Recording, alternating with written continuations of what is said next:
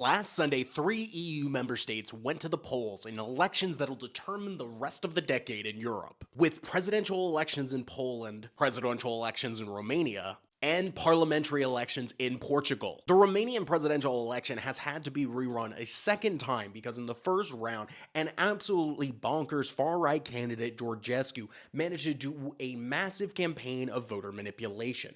In these new elections, though, we have also had a new far-right wonder take up the mantle. The longtime character of Romanian far-right politics, Mr. George Simion. But thankfully, Mr. George Simion managed to wage a terrible campaign, alienating huge amounts of the Romanian population, including the very large Romanian-Hungarian minority, which he has been involved in literal fistfights because of his absolute bigotry towards them. So instead of a far-right conspiracy theorist, they get a rather normal and sensible person, the PhD mathematician and mayor of Bucharest, Mr. Nicur Serdan. Nicur Serdan is the former founder of the UCR Liberal Party and comes from a center-right tradition. And he campaigned as a reformer, trying to fight corruption and stagnation that has wrecked Romania 4 years. But the fact that George Simion was able to get 45% of the vote is a big dangerous thing.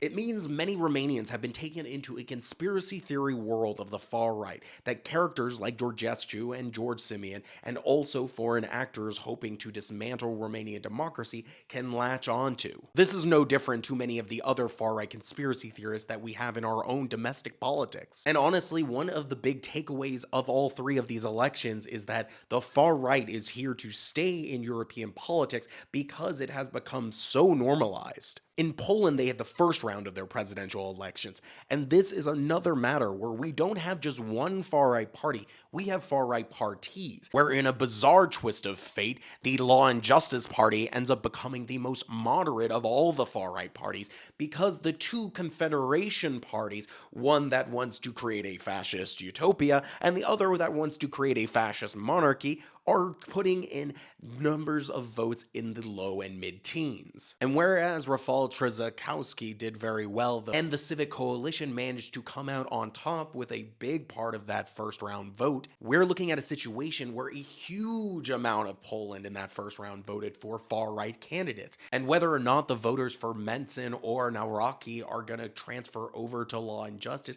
is a big question. But if they do, that means the Civic Coalition will effectively need to get voters from all of the remaining parts of that first round and hope people continue to vote in big numbers for them. And this should really show you the fragility of Polish democracy, that we have three political parties that are very hostile to the way democracy works, starting at Law and Justice, and that one is the most moderate. And the last time Law and Justice was in government, they wrecked Polish democracy and used it as a piggy bank. We used to describe Law and Justice in the same breath as Viktor Orban. But the story isn't all just about the Polish right. The Polish left is doing also some interesting things too. It seems Razem, which is one of the left-wing parties in Poland, has managed to successfully get to the top of all the Polish left-wing parties.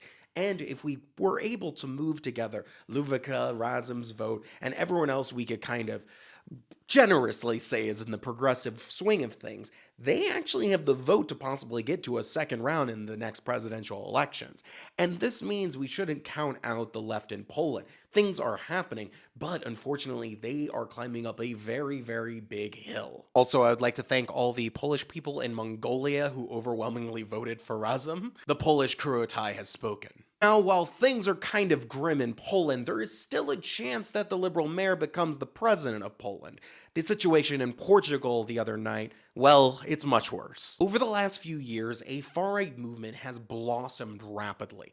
This has resulted in the party called Chega that has formed itself in opposition to what is known as the Carnation Revolution, as in the revolution that ended fascism in Portugal. Since fascism ended, Portugal's been dominated by two parties, the socialists on the center-left and the Social Democrats on the center-right. But for a whole slew of reasons, the Socialist Party has weakened across the entire country, and Chega, this far-right insurgent movement, has blossomed, which is fueled through online propaganda that has attracted young people to this movement of misogyny and hate. And while the traditional parties continue to do business as normal, a massive far right insurgency continued to grow among the digital airwaves and in public in Portugal. And while it took a little longer than most places to get there, Portugal is hitting the same position as many other European countries did half a decade ago. And one major phenomena is that Portugal happens to not be the largest country within its language group,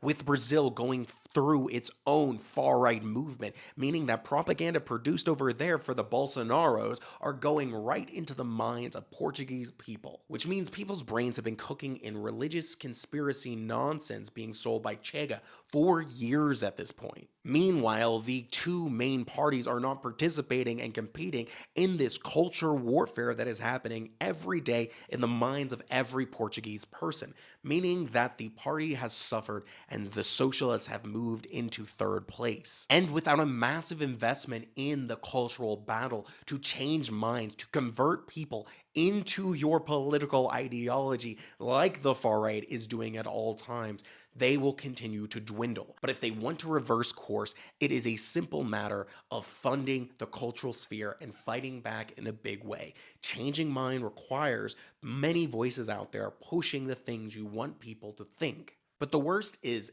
that Portugal most likely will not have a stable government, as it is likely that the Social Democrats will have to form another minority government, which will most likely be toppled within a year or so. Which means one more year from now, we're probably going to be back in Portuguese elections. And likely, Chega will use that to continue their critique of the system not working and advancing slowly through the minds of Portuguese people. These three elections are a mixed bag. Romania successfully managed to block the far right from power, but in Portugal and also in Poland, a much more complicated situation is taking place. And hopefully, in that second round of elections, Polish people get to join Romania in being successful at kicking out another far right person that wants to wreck their government.